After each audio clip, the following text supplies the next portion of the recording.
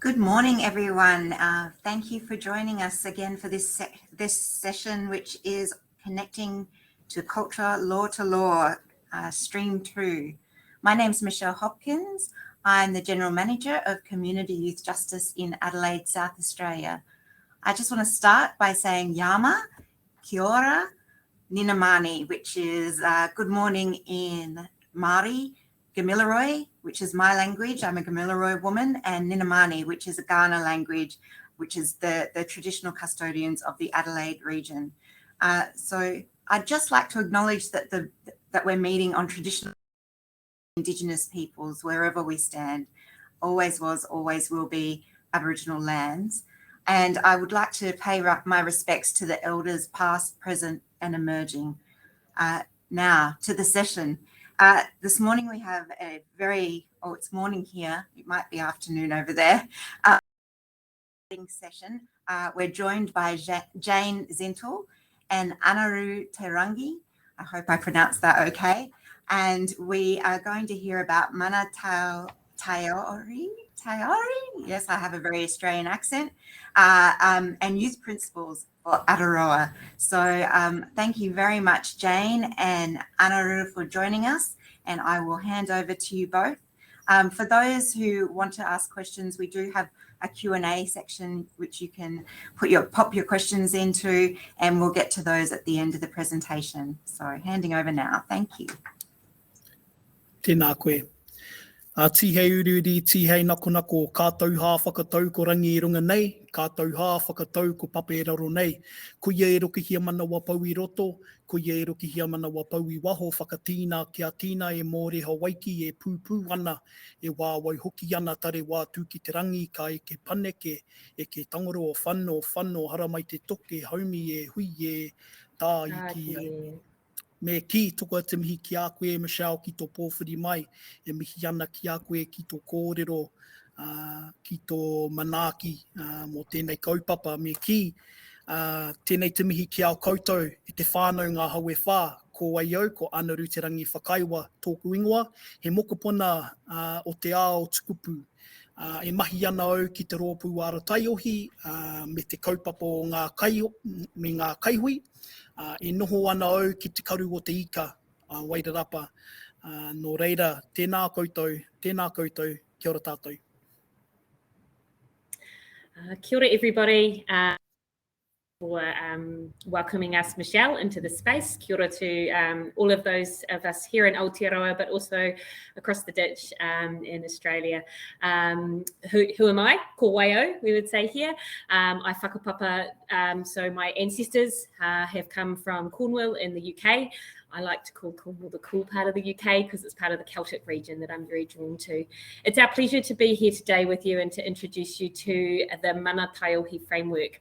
We both work for an organisation called Taiohi. Ara means pathways to or from, and Taiohi is young people. And we're the peak body for youth development in Aotearoa, and we have many sister peak bodies over in Australia as well that I honour and, as we'd say, mihi to at this stage. We've had national principles of youth development that inform the way we work with young people since the early 2000s. And at that stage, they were informed by the international research into youth development and by what we knew was working on the ground, by practice as well.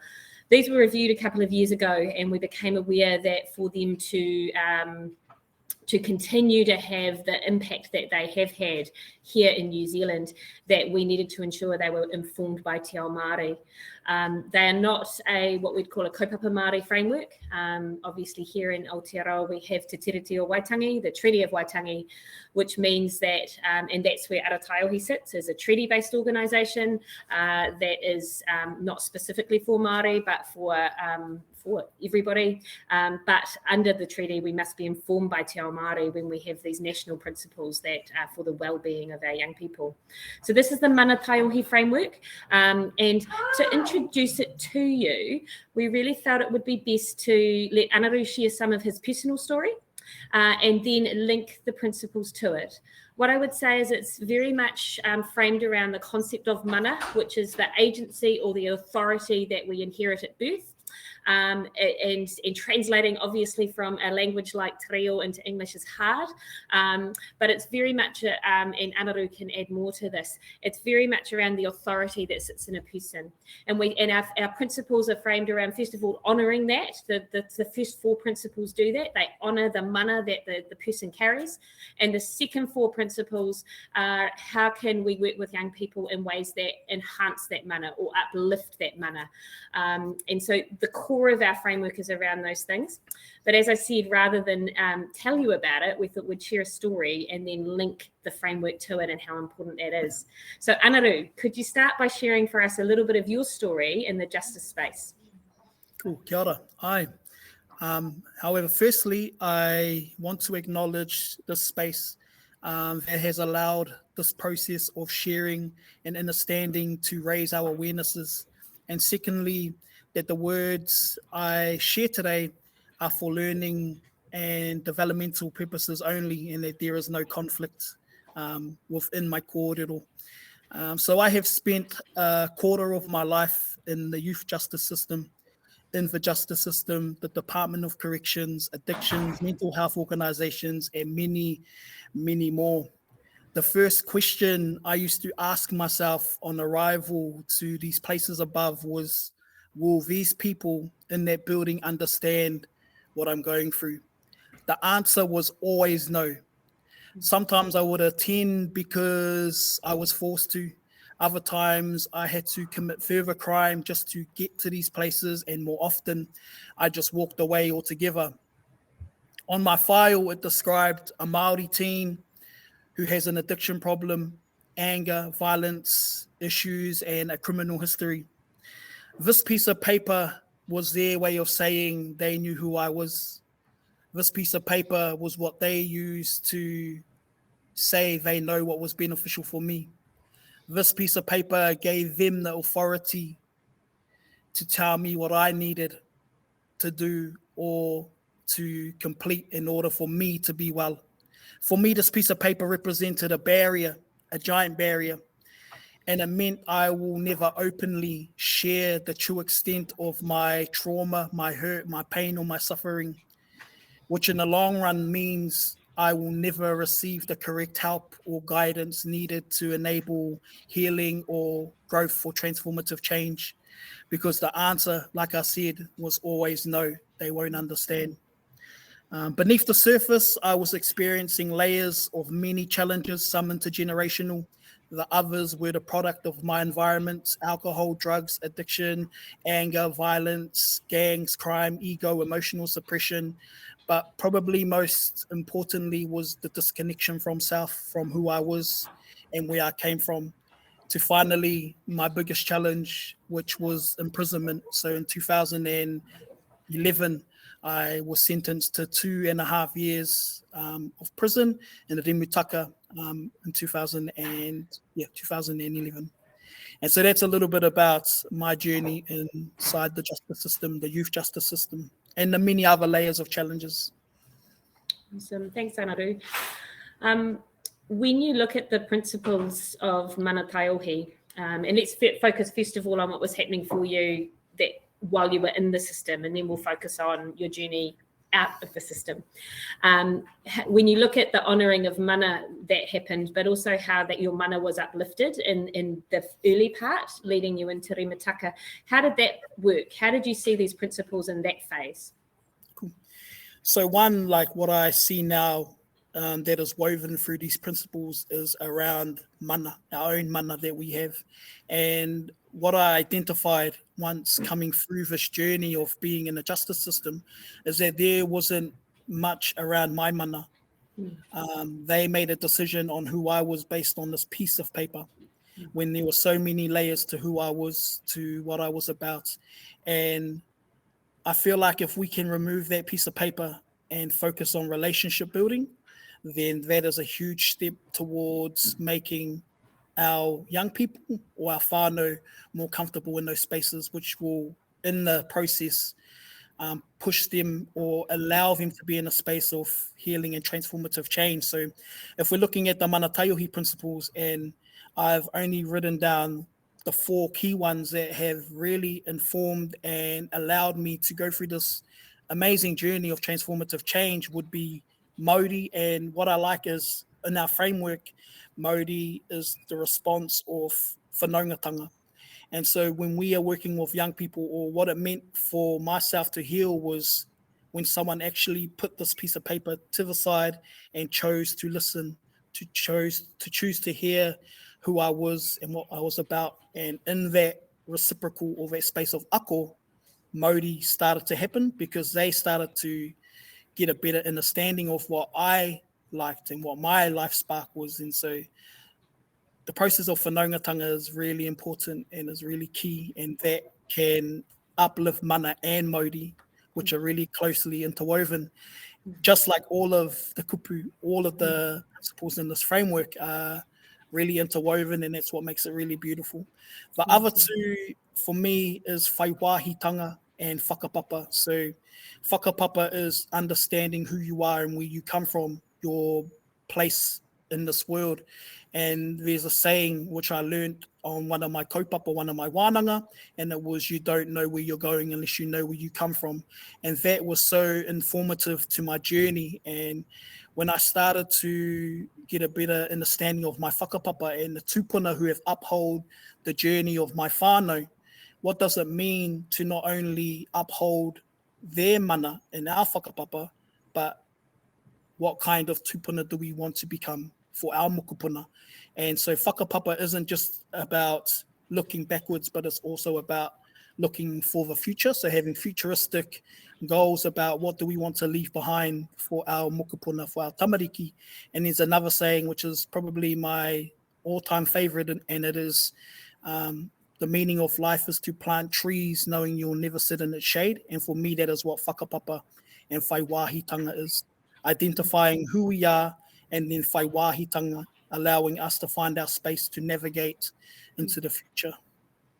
Awesome. Thanks, Anaru. I know that that there's a lot of words in te reo, the language of Māori, that we've framed these principles around, and they're for all cultures. And I honour the journey that we've had with tangata whenua to help us kind of journey and understanding of the depth of these. And I just acknowledge what a great summary, but also how hard it is in 20 minutes for people both here in New Zealand and Australia to kind of even start to capture the essence of them. But your story helps it kind of bring to life. And certainly I know there's a lot of resources on our website. So I encourage people, if you feel like you're wanting to explore some of these concepts more, the website of Taiohi, taiohi.org.nz is super helpful. We've got 3 minutes before official question time. I'd love you to share a little bit about your journey out, what perhaps one or two of the key things for you that made the difference, because Anaru, you served time and have come out and have received an exemption from the government so that you're able to be a core children's worker. Like you've really had quite a transformative and long-lasting and sustainable change. What were one or two of the key things that made that difference? And if you're able to link them to Mana Taiohi, that's awesome. But what were the key things? So probably two of the key things that allowed this journey of transformative change would be, one, for kaupapa tuia. And tuia is a rangatahi Māori leadership development kaupapa aimed to enhance the way that we connect to tuia i runga, to our tupuna, tuia i raro, papatuanuku, tuia i roto ourselves, tuia i waho, our environment, our hapuri, and tuia te here tangata as a collective. How do we enhance the space together? And number two would be my desire for intergenerational change for the future. What kind of tupuna am I becoming? That whakaaro alone made my journey more of a we rather than myself. What am I trying to uphold for my mokupuna? And for all of those who have gone through many challenges like myself, as Jay mentioned, the core worker exemption process is a lengthy process, but it gives you the chance to share your journey, your story with rangatahi, allows you to work with rangatahi, even though you have a criminal history. And it's quite a process to do. And yeah, we could kōrero on this for a long time, as well as the mana Taiohi principles, but 20 minutes is all we have, and we want to give space for some pātai, for some questions. So yeah, we'll just leave it at that for now, but do reach out to us if you want to kōrero more. Awesome. Cool. Great. Here's Michelle. I'm sure she's got some great questions for us. Fantastic, guys. So inspiring as well, Anaru. We've got a long way to go in Australia before we can start to develop such connection to culture for our young people. I do have a question for you about your real life experience. How accessible did you find culture while you were incarcerated in detention? And do you think that there were adequate services provided, accessibility to your own culture and family to connect while you were going through that? Cool.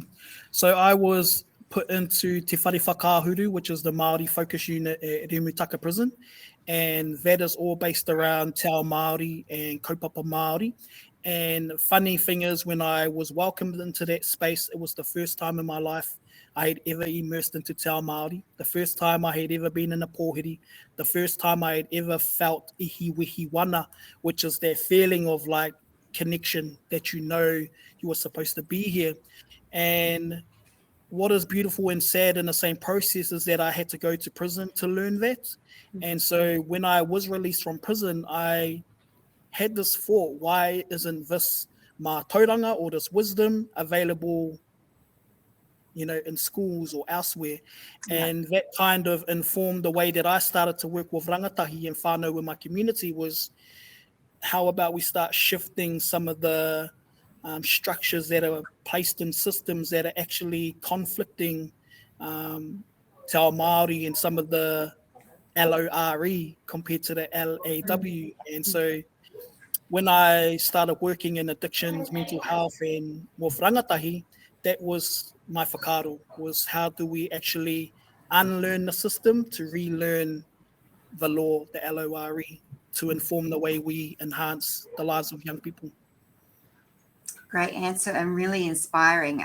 Being in community youth justice, I often work with young people who say similar things here in Australia. It took incarceration for them to connect with their culture.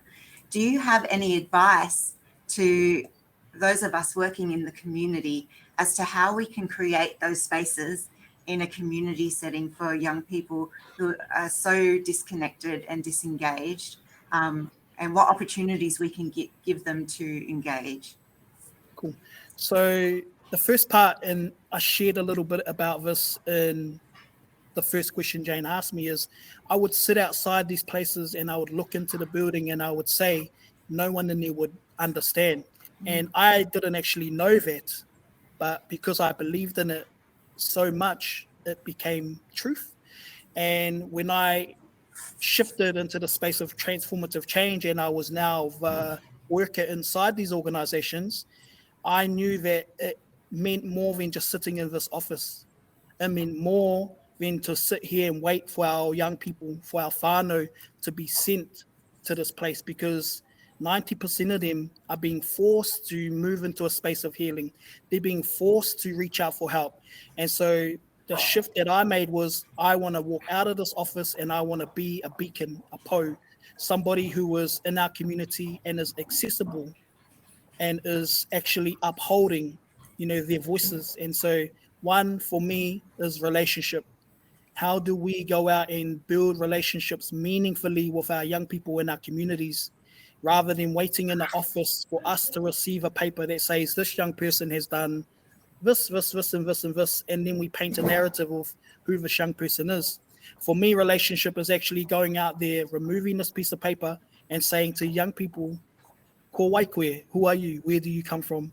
And allow them to paint their own narrative of who they are, so that you can then provide what is sustainable for their true self. And so for me, relationship is the key.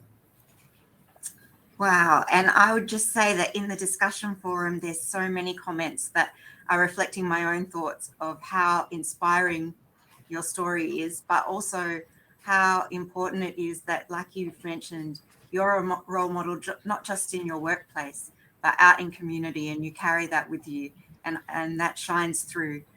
So I really want to thank you, and Jane, for taking the time to share with us your story and some of the work that's happening in your community. We do have one question here that we might be able to squeeze in, hopefully, Isabel. How do you think we can improve family group conferences? That's a great question. So here is this question from Aotearoa or from? I'm wondering about that. That might be from Australia as well, because we don't do it half as well, I think, as we might do it in New Zealand. Because here in Aotearoa we do run FGCs based in kaupapa Māori environments, usually held by iwi or hapu in the community. And I've attended some really powerful and informative FGCs, but I think what is the key again to this is relationship. And the relationship you have with your young people actually allows them to come into the FGC with more positivity, a clearer lens, an opportunity to listen rather than respond to whakarongo. So again, we have to take it back to relationship. And I want to say that a lot of our assessments that we use in the justice system and in the addictions and the mental health organizations, they just don't uphold relationship well.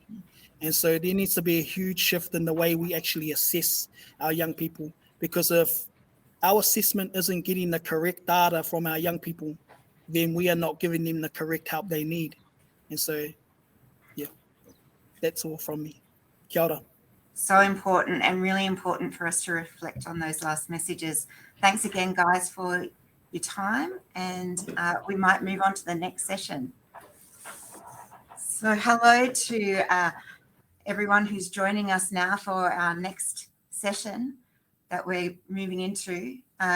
This is Kanohi Kitea, which is again my terrible pronunciation, so I'll leave it to Mareri Ruru to pronounce that and to share her wonderful presentation and experience with us today. So handing over now. E tūkahi katea, e whakapai ururoa, awhi mai, awhi atu, tātou e. Awhi mai, awhi atu, tātou e. Kia ora koutou, ngā mihi kia koutou katoa, ko mere o kahununu uku iwi, mo te tautoko nā kaupapa o te ata nei, kia ora koutou katoa. Hi everyone, especially to the brothers and sisters of Aotearoa and to your elders, tēnei te mihi kia koutou katoa. My name is Mere Ruru. I hail from a beautiful place in Aotearoa on the east coast of our island. And I actually live in the Heretaunga district of Ngāti Kahungunu. I also at this time want to acknowledge my whānau, my hapu and my iwi in terms of me sharing our kōrero and our story about evolution to devolution. In that same time, I want to also acknowledge my kaimahi who are sitting with me here today. They are the inspiration in terms of being allowed to share the stories of our people, the stories of our rangatahi, and making sure that we encourage them to actually uphold their rangatiratanga. So, kia ora koutou katoa. Tikaro Rangatahi has been delivering services for over 25 years. Part of our resolution has really been about making sure that we serve adequately to our people, listening to our people, listening to what their moemoe are, listening to what they believe is right for them. For Tikaro Rangatahi, it's about where the tool in terms of change. The evolution is about what do we see ourselves as an organisation and what that means in terms of devolving the resources out to our people. But by saying that, what's important is our relationship in terms of working with Oranga Tamariki Youth Justice.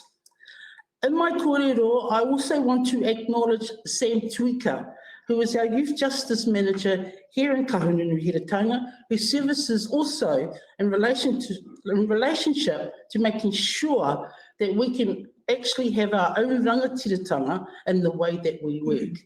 Tēnei te mihi, Sam. So for Tīkaro Rangatahi, the devolution process is about moving, and it's moving about empowering our own whakapapa and the whanaungatanga of what we do and how we do it. It's really about making sure that we serve appropriately to them and also making sure that the partners that we work with understand what the serving of our people is about. If you cannot have a relationship in terms of working with your partners, then you're never going to have a relationship or an awareness of what it means in terms of our own rangatiratanga.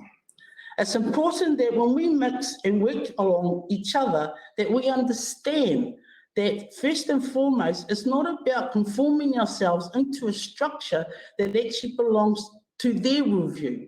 When I say their worldview, it's actually our partners. The worldview is really about how do we conceptualise what whanaungatanga really means in terms of exerting the rights and obligation that we should be serving effectively to our whānau, to our hapu, and our people overall. My kōrero is not about sitting on the fence. My kōrero is about really looking at the transformation of change in terms of how we can take leadership of what we do. So for me, it's about encouraging and resourcing effectively our hapu to have rangatiratanga. By doing that is by making sure how our whānau to start dreaming, how do we build our whānau to start making decisions, how do we build our whānau to actually take control of what's happening within their own whānau. And at another level is absolutely taking into consideration the relationship around hapu. Hapu is an integral part in the way that we work. It's about strengthening the whānau, and it's about the importance of making sure the rangatiratanga is absolutely twined or rāranga together to make it work. If we don't allow ourselves to do that, then we're actually conforming ourselves as we do, as per usual, and we say business as usual. Well, from our worldview, business is not as usual. Business is about taking us out of the comfort zone, allowing the resource to flow within whānau, and allow the hapu to develop it. By doing that is by asking our partners, if we're going to really understand transformation of change, how do we do that collectively? When I start talking about the whanaungatanga in my previous slide, it's really about my tono to Oranga Tamariki who have doing their utmost to make those changes and encourage those changes to work. It's important that the whanaungatanga, in terms of that partnership, is about us meeting each other and finding solutions that will work for us. I believe in our backyard within the rohe o Ngāti Kahungunu ki Heretaunga, we are moving to making sure that whānau and hapu have that right and obligation to deliver their own programs, deliver their own way of they feel that will work for themselves. Whakapapa is an integral part of who we are, no matter what we do and how we do it. I have 4 beautiful pictures that are on this slide. One of those pictures really talk about how do we uphold the rangatahi, because they are our tino taonga. And how do we encourage them to absolutely resource themselves to actually feel their kete to be part of the whole whānau structure? We are really aware that sometimes not all our whānau are in a state of koiora. However, if you allow our whānau to dream, if you allow our whānau to consider what is right for themselves, then that will allow them to explore. And the exploration about moving and doing things is about giving that right. As you can hear in my kōrero, my passion is really about giving back to the people. And giving back to the people is about serving them. We don't serve a contract, we serve the people.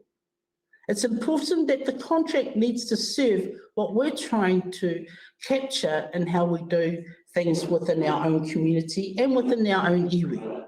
My second picture is Te Haro o Te Kahuru. It's about does the future look like for us in terms of, as you can see, the hawk, and it's really about making sure, as the hawk, that we empower our people to make sure they can believe in themselves to actually do what they need to do. The third picture is absolutely about Mauri ora. Mauri ora is an integral part in terms of looking at where we sit in our own state of well-being. But it's also about making sure that we can make the changes occur during that and how we become more responsive and adaptive to the change. The bottom one is really about the whakapapa. You know, whakapapa's been coming a lot in my kōrero. And that's really about allowing ourselves to actually connect not only with oneself, not only connecting with the partners that we actually work with. It's not only about connecting with the young person, it's all about how you integrate it in a way that it's going to actually give due justice to where it belongs. And it really does belong with the people. As you can see, my last picture, it really is about the pathway forward. And I want to also acknowledge Kataraina Pepe from FEM, who has been an integral part in terms of our change and our development. And that's about going through the evaluation process and what it looks like from a Te Ao Māori worldview. What's important is that we believe that we need more Māori evaluators in Aotearoa. One of the questions is about, are we ready for transformation of change? Are we also ready about looking at how we can make this work collectively? One of the inspiring messages that I've always heard from Minister Kelvin Davis is that Oranga Tamariki is going through changes. And I believe this is an integral part for all of us to actually support the changes and make it better for what we do in our own backyards. I am just one small provider in such a beautiful little area, but there are also many who work within the youth justice field. As I said earlier, Te Kiro Rangatahi, we provide many services. Those services are, and we're quite thankful through our partners, we have a community remand home, we have a community bail home, and we also run other programs that allow us to uphold our constitutional right in terms of delivering to our people. If we believe that we accept and want change, then that's about how do we collectively around Aotearoa, and we know there's many iwi that already have put up their hands and are starting to think like this. My kōrero is really about what fears what. It's not about who fears what, it's about what fears what. There's a lot of us that don't fear many things, but we do believe that rangatiratanga is very important in whatever we do. If we're going to allow our whānau to come out of the state of noa and allow themselves to start delivering what we believe is right, then they have that right to do so. Through this conference, I have heard lots and many stories, beautiful stories, and I do hope sometime that we can meet collectively. To our brothers and sisters in Australia, we do know at times is that you are doing what you do and you do it well. The point at the end of the day, the people of Aotearoa, tangata whenua, are ready to support where they can. It is very important that for us in terms of through this conference is making sure our messages are very clear, concise, and what we want to do. Our future is about giving the right back to whānau hapu iwi. Devolution is very, very important in terms of making the changes that we need to do. So from behalf of Tīkaro Rangatahi, we thank you. We thank everybody that have participated. And I believe that and I can't wait till we see each other Kanohi Kitea. Nō reira, tēnā koutou, kia ora tātou katoa.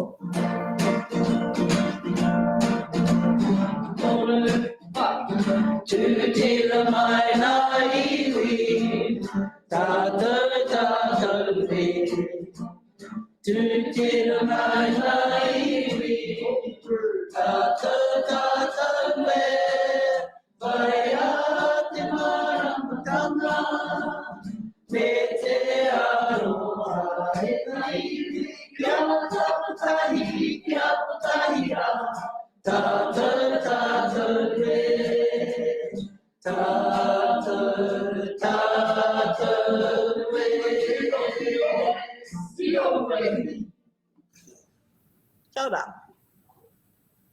Wow, thank you so much, Mary, for that presentation. It was such a clear, strong and powerful message coming from you. And we could feel that even here across the waters in Australia, the positivity that you project. I do have a question for you. Here we struggle sometimes to get community to engage in this area in particular because of the history and the trauma associated with the youth justice sector.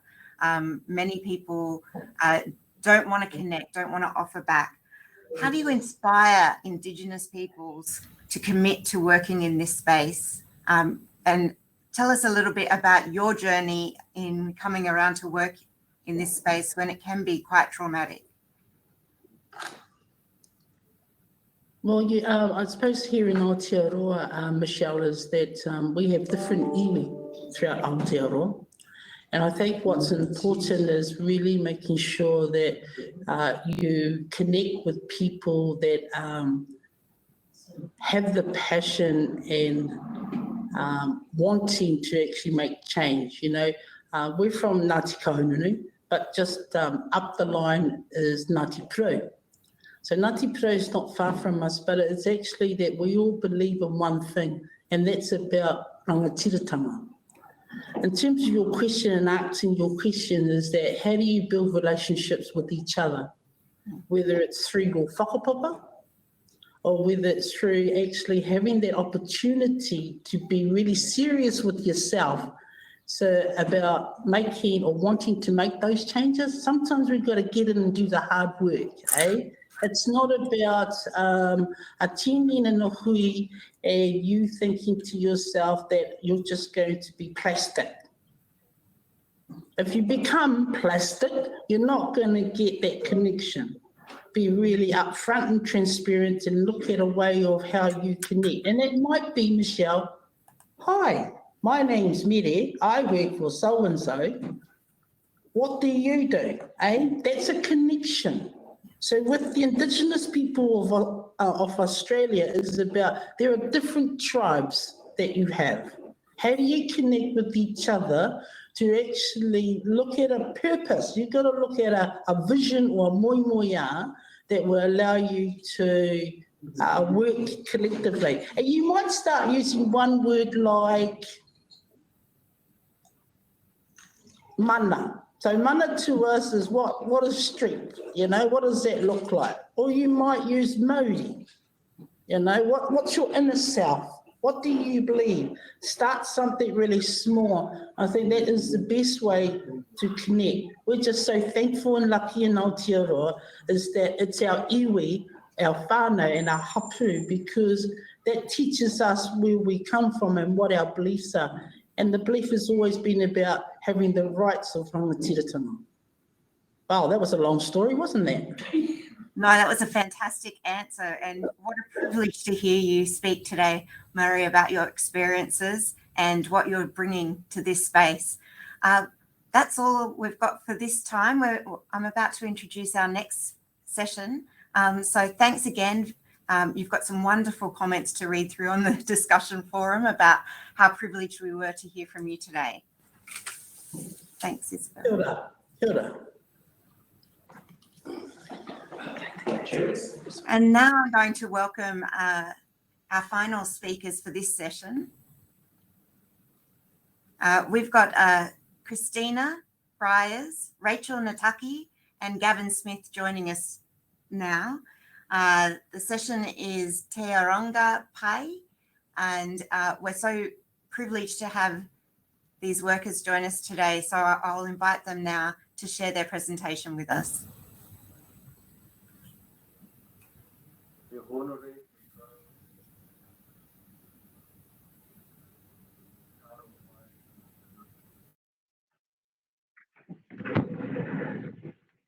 He honore, he karore, he maugaro ki te whenua. He whakaro pai ki ngā tāngata o tātua. He hei mauri ora. Kia ora everyone, my name's Gavin Smith. I'm the Youth Justice Manager at Oranga Tamariki, covering a large section of the lower North Island of Aotearoa. We're here today to talk about our journey of devolving statutory social work powers to our local iwi. Kia ora tātou, ko Kristine Byers tōku ingoa. He iri ahau o Ngāti Raukawa ki te tunga me Rangi ki Wairau. Ko ai te Kaiarataki Youth Justice Senior Practitioner for Best Care Whakapai Haura. Kia ora. Tēnā tātou katoa, ko Rachel Nataki, ko Ngāti Maraki Haura ki Taiohi, and I'm the Kaiarataki Youth Justice Coordinator. Could you please go to the next slide?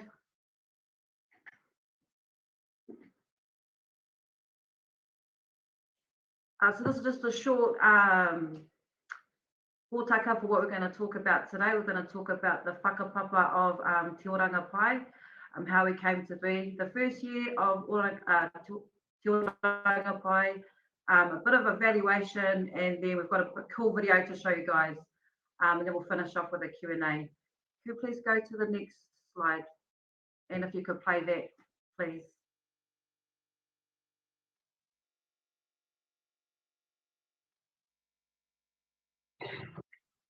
Okay, that's okay. Gavin will kick in. Kia ora noa. So we've just celebrated the first year of Te Oranga Pai. And I'll talk about the whakapapa, which started when I was a young child growing up in Ngāti Kahungunu land, actually. And when I was at school, my friends and family, and their families, a lot of them were Māori, and going into their homes, there was something different that I didn't have in my home. And it wasn't until later I realised it's, I was Pākehā, and there were things that I wanted to learn. So my life journey took me through teaching, where I specialised in Māori education, developed a fluency in Te Reo Māori, and then moved to social work. So coming to social work, and Kristine was one of the social workers who worked for me in my site at Oranga Tamariki, and she shared a dream for her of working with Māori, and the journey continued to sort of roll over the next 8 years. So during that time, I already had a relationship with Danielle Harris, who's the CEO of Whakapai Hauora, which is our iwi mandated health and social services here in Palmerston North, but she's also the chair of the local mana whenua, Rangitani o Manawa too.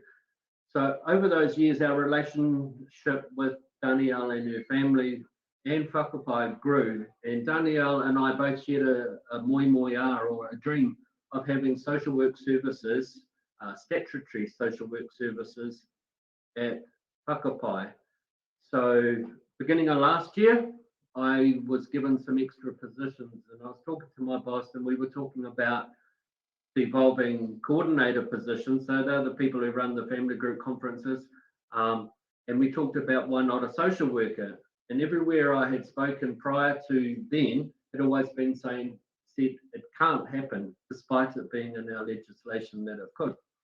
So I started the journey of finding a way, and that way for me was writing a memo to our minister, the Honourable Tracy Martin. So over 6 months, the memo was written, support of everybody at National Office, iwi,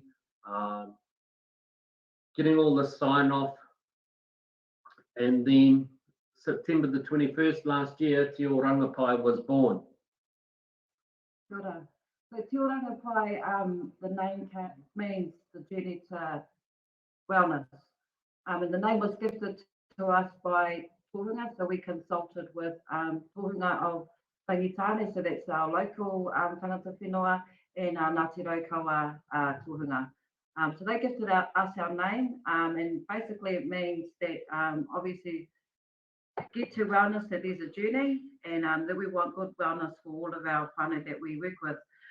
So as Gavin was saying, I worked for Oranga Tamariki for 15 years, and I always struggled with the law.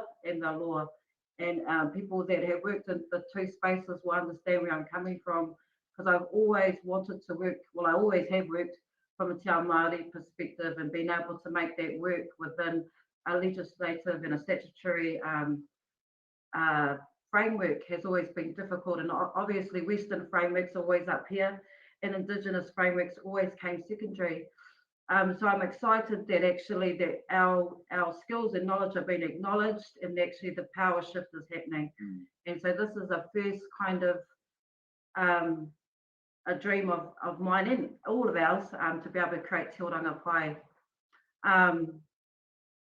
So as Gavin was saying, you missed a bit of the video. One of the key things that when we consulted to create Te Oranga Pai, which is a youth justice pathway. If you know the youth justice pathway at Oranga Tamariki, this is very different. And what we did was we spoke to the people. We got the voices of our rangatahi, we got the voices of our stakeholders, our community workers, and our whānau. Basically all that they wanted to do, well, and our victims, sorry, who are very important in this process, is they wanted to be heard, and they wanted the space to be able to share their emotions and feelings. And what's happened, unfortunately, is that sometimes due to timeframes, you're put in a room and get expected to feel these feelings and then come up with a plan. And that doesn't work for Māori. So what we did is that we separated the pathway out into three separate pathways, into three special spaces. So one of the most important ones, because we don't have enough time to talk about it all, is most probably the whakaoranga space. And that was giving the mana to our victims, because a lot of the times our victims would come, and if you know youth justice space, we only deal with admitted charges and FGCs. And we didn't want to waste people's time anymore coming to FGCs, and then a young person would deny it and then they'd have to leave. And so Rachel might talk to you about that space, but she did a lot of great work in the tangata mamae space. Just talk a bit about their consultation phase at the start. Kia ora no tātou. So I was actually quite brand spanking new to the YJ coordinator space. It was my one way out to work alongside my best friend who'd been working for Oranga Tamariki for 12 years. So brand spanking new, had no idea, had only been a part of one FGC in my whole entire lifetime, and that was as a victim. And it was many years ago. So coming into this space, we really wanted to gauge how it was for especially our young people and our whānau. And they gave us some really great ideas to work from. And yeah, so the space that Kizzy was just talking about was how do we give that space to the victims to be able to share their mamae, so their hurt, and how the young person's actions have impacted them and their whānau. And like Kizzy had said, through the FGC process, it's only admitted charges. So saving the embarrassment of myself, our victims, and our whānau too. If any charges were denied within that conference, then our tangata mamai, our victims, would have to leave that space. So how could we do that differently? We came up with having their own space for the young person, the youth advocate, and police use aid, getting together and going over those charges so that that was kept in its own space. So when we come into FGC, it was already starting off with a positive motive, with in a positive way to it. A lot of our whānau, when we work with different organisations, we're already put in a space where it's in a deficit space, and we really wanted to work with our whānau. That each whānau had their strengths, so and that's what we wanted to work off. So I'm getting the tap. Could you please change the slide? Just want to go over a little bit about the frameworks that we use within Te Oranga Pai. So we haven't reinvented the wheel. What we did is we used the whare tapa whā, which is holistic by Max Jury. Use Oranga tamariki values, which is also Te Toko Te Moana, and Te Ara Whānau Ora. So Te Ara Whānau Ora is the communications and the assessments in which we use. So we're working from a transformational space. You know, we're not focusing on the hara that this whānau come into our space for, all the charges. We focus on what's the aspirations of this young person and this whānau. And that's the roof of our whare. So for every referral we get, we have a hui a whānau for every whānau for first intake. And that's hui a whānau is just a space for family to come together. And that's rangatiratanga for family to work out what they need to help support them, not just the young person, the whole environment. And that's using the whare tapa whā model. If you could go to the next slide, there you go, you'll see it there. Up the top there's the te whare whā, and then we've got the whānau ora model, and Te Toko Te Moana, and in the background there you'll see the Oranga tamariki values. So we've tried to intertwine all of those into our practice, and it has been quite positive. Okay, can you move down, please? Yeah, you can't really share much in 20 minutes, but what I can say is, are we going to be able to play the video, Isabel? No? Okay, that's okay.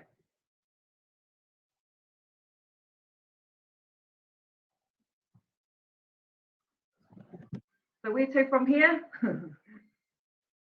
So this was all about working together, partnership, devolution of services, collaboration with local iwi and the Crown Agency. We believe it's been very successful from feedback in that.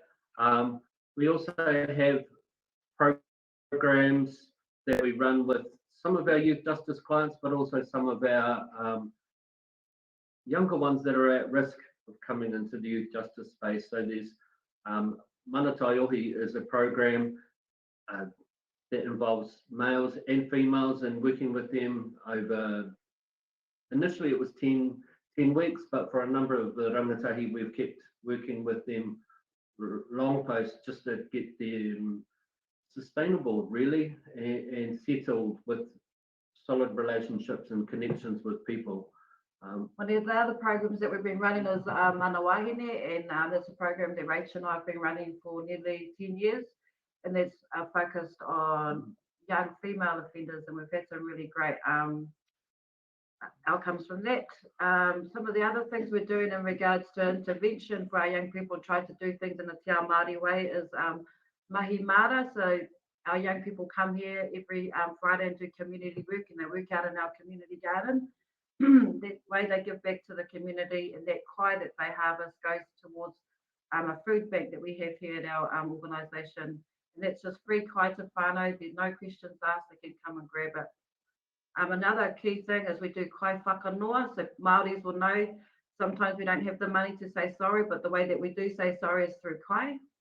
So some of our kids will cook food for their victims, and we have the victims come here to the marae, and our kids will serve and cook kai with them, and that's been a really cool new outcome as well. So it's good to see the victims and the young people talk to each other, and them to see young people as just normal kids and not for their behaviour. Yeah.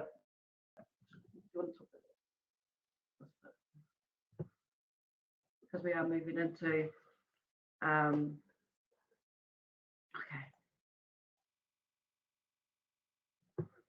It's a real shame the video couldn't play, because the video actually shows a program in action.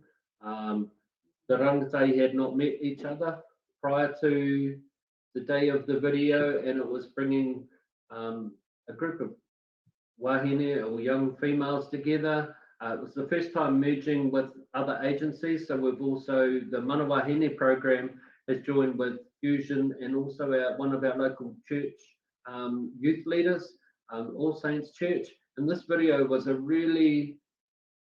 was incredible to watch. As I said, these rangatahi, these girls had not met each other. One or two had met one or two of them, but it's a new environment. There was a mihi whakatau, or a welcome, that we welcomed them here onto the marae and into the wharenui. But seeing this video, hopefully it can be put up so that it can be downloaded and watched afterwards. Is an amazing space to see. One of the other key things that we do within Te Oranga Pai is we help our kids connect. So we whakapapa search for all our kids and all their pepeha and communications. And so all our communications, our plans and everything is is bilingual. So it's in Te Ao Māori and so we're really trying to be for Māori by Māori in this space, and it's so exciting that is that us? Is that us? Yeah. Sorry. Is that our time up? Okay. Oh yes, please. Okay. Well, thanks everybody. Sorry about that. It looked a bit unorganised, but hope if you do want to come, I do have some links in there. It's on the last page. Christina, Rachel and Gavin. That was a great example of what a lot of people have been asking questions on, which was the FTCs and family conferences and how we can strengthen our approach. I think you just pretty much outlined a perfect model for us to be replicating. In Australia, we're really trying, well, in Adelaide, we're trying to move more towards including the family in our approaches. It's been something that hasn't really happened in the past. So my question to you guys is, if you've got a young person who isn't really strongly connected with their family, and their family has been disconnected or disinterested, how do you work with the family to bring them in and show the importance that they can play in a young person's lives? I think it's really about building relationships and understanding that sharing whakapapa to Māori is very precious, and some whānau might not share that for many reasons. They might be disconnected, they might be whakamā, so embarrassed, and that takes time to build that. But what we do is we're here to help. So we link into our networks to help. You know, we've got rōpū, we've got Māori rōpū, we've got tōhunga here that help us. So, all we need is a little piece of information, but the key is you need consent, and not just to expect to take that information and then really keeping it confidential, that we're protecting that information, because I think too many times in the Western world, they just expect people to give information. And Māori, we're like, no, because it's so precious to us, because it connects us to our whenua and to our people. And so there is a skill in actually bringing that out of people, and they need to be able to trust you, and then you need to protect it, and then you need to be pono and tika and follow through with what actually you're doing. And you might come up with lots of challenges, but I think if we lead with aroha and we practice with aroha, and they know that it's coming from a good place, and that actually you're just actually being honest about what the actual issues are and why we actually need this information. I think a lot of the times whānau will come, but it just might not come as soon as we think it will. It takes time. And it's about not giving up. It's about going back and going back and going back until you get to that stage where you might not have built the relationship, but someone else has.